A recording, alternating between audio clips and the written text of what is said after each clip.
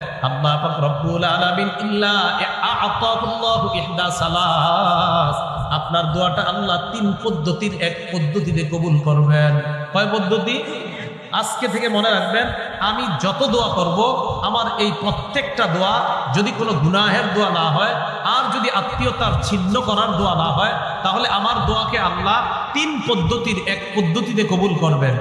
এক নাম্বার, ইম্মা আইয়ু আজ্জিলা লাহু, আল্লাহ তাকে নগদেই দোয়া কবুল করে দুনিয়াতেই তার দোয়া কবুল করবেন। এক। দুই নাম্বার, ইম্মা আইয়াদাখিরা লাহু ফিল আখিরাহ, ওই বান্দার এই দোয়াটা দুনিয়াতে আল্লাহ কবুল করবে না, আখিরাতে আল্লাহ তার জন্য দমা করে রাখবেন, আখিরাতে আল্লাহ তার দোয়াটা কবুল করে নেবেন। এটা হলো দুই নাম্বার। তিন নাম্বার, ওয়া ইম্মা আইয়াদফা আনহু মিনাস সুই মিসলাহা, আপনি যে দোয়াটা করলেন হয়তো আল্লাহ ওই দোয়াটা কবুল না করে আপনার উপর একটা বালা মুসিবত আছে, এই বালা মুসিবতটা আল্লাহ দূর করে দিয়ে আল্লাহ আপনার দোয়া কবুল করে নেবেন।